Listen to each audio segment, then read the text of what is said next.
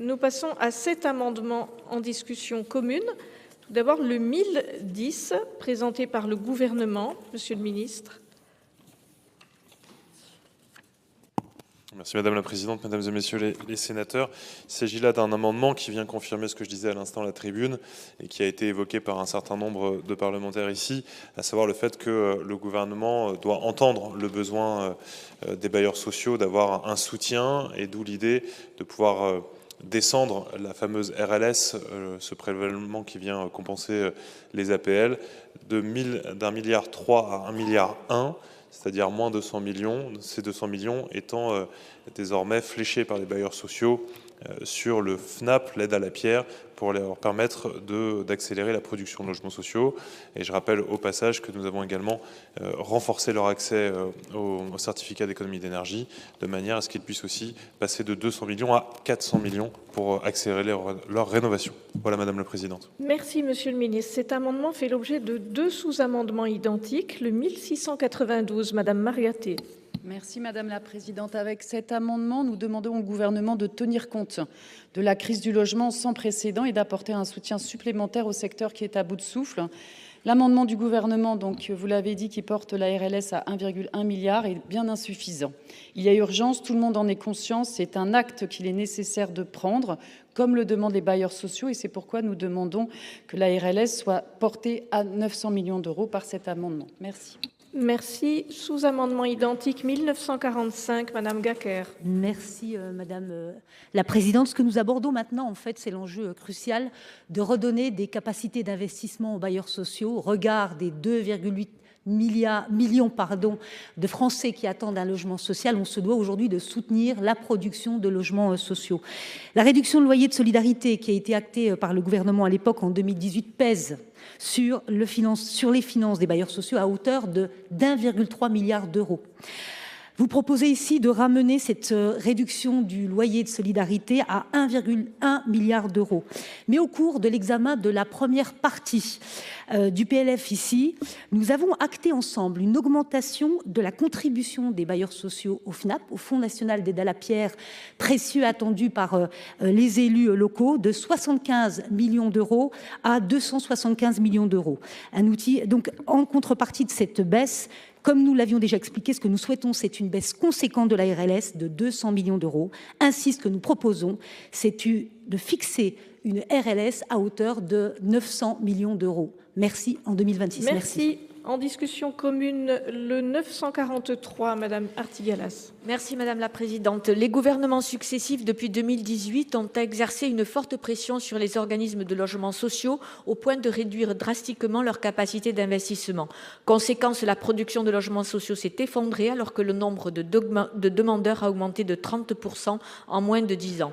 La loi de finances pour 2025 avait enfin acté une légère inflexion budgétaire en faveur du logement social qui s'est traduite par une RLS à 1,1 milliard d'euros, soit une baisse de 200 millions. Les résultats ont été immédiats avec une hausse en 2025 de 8% des projets de demande d'agrément des opérateurs HLM dans le champ du FNAP. En première partie, le Sénat unanime a adopté une contribution des organismes HLM au FNAP à hauteur de 275 millions.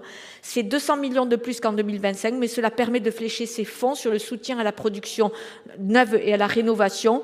En contrepartie, notre amendement propose une baisse équivalente de 200 millions sur le montant de la RLS pour 2025 et non pas sur celui de la copie initiale du gouvernement. Merci, Madame Artigalas. Amendement 1851 identique. Madame le rapporteur, au nom de la... Non, monsieur... Quel rapporteur? Nous avons un identique 1851. Au nom de la Commission des finances, c'est Madame Prima. Oui, merci Madame la Présidente, pardonnez-moi ce petit écart d'attention. Évidemment, c'est un amendement identique à celui de Madame Artigalas, puisque la Commission des finances souhaite arriver à une RLS de 900 millions d'euros.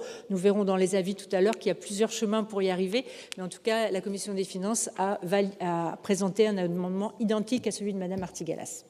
Merci Madame le rapporteur. En discussion commune, le 841, Monsieur Jadot. Oui, merci Madame la Présidente. Effectivement, ce système de RLS a quand même ponctionné depuis son instauration près de 8 milliards d'euros sur le logement social. Et on l'a dit tout à l'heure, à peine plus que 80 000 logements sociaux construits l'année dernière. Je vous rappelle qu'en 2017, on a été à 130 000. Donc cette situation est absolument insupportable pour les 3 millions de ménages qui attendent un logement social. Donc notre premier amendement, le 841, propose de supprimer tout bonnement la RLS pour redonner du souffle au logement social, pour relancer la construction. Et si vous me permettez, je présenterai aussi le 842 qui vise à reprendre le compromis de l'Assemblée nationale. Le compromis de l'Assemblée nationale, c'est une RLS à 700 millions pour redonner justement des moyens aux offices pour investir, aux bailleurs sociaux pour investir.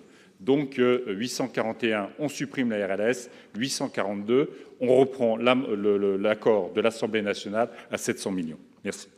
Merci, Monsieur Jadot. En discussion commune, 915, Madame Margaté.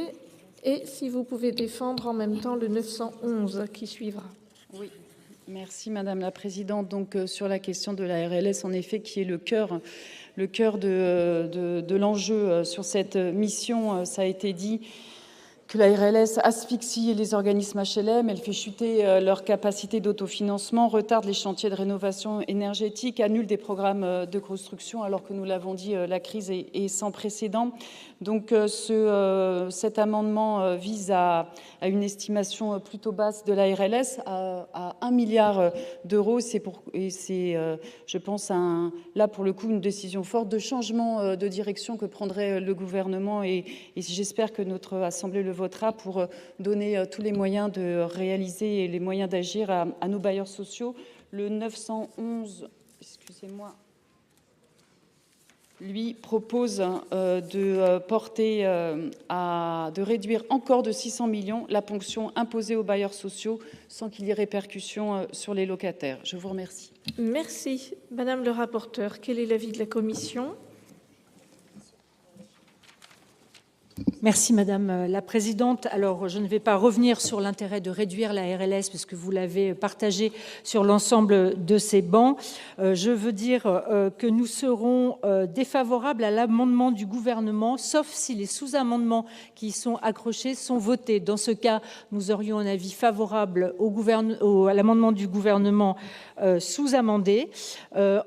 Et sur l'ensemble des autres, alors si l'amendement ne venait pas à être amendé, nous serions défavorables à l'avis du gouvernement. Et dans ce cas-là, nous serions favorables au 943 de Madame Artigalas et au 1851 identique de la Commission.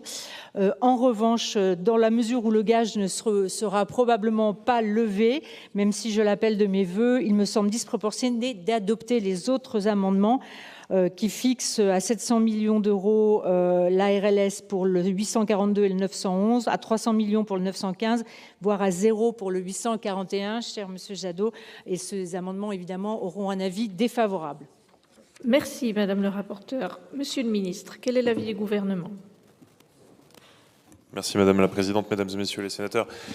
Encore une fois, je partage ce que vous dites, à savoir que la crise du logement ne pourra se résoudre que si nous avançons sur deux jambes, comme le disait très justement Dominique Estrosi-Sassone tout à l'heure, la jambe du logement social et la jambe du logement privé. Les deux sont en symbiose.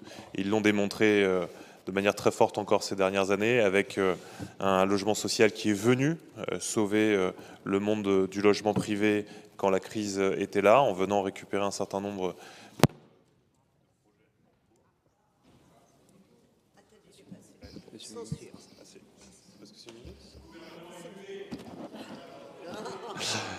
J'aurais pas cru être censuré au Sénat quand même. Je termine simplement en vous disant qu'il est fondamental aussi de permettre au logement social, pour sortir ces opérations, d'avoir le soutien du logement privé. Et donc, il faut qu'on puisse donner de l'oxygène. C'est tout le sens de l'amendement qui vous est proposé du gouvernement, en baissant de 200 millions la RLS entre la copie d'entrée à 1,3 et 1,1 milliard.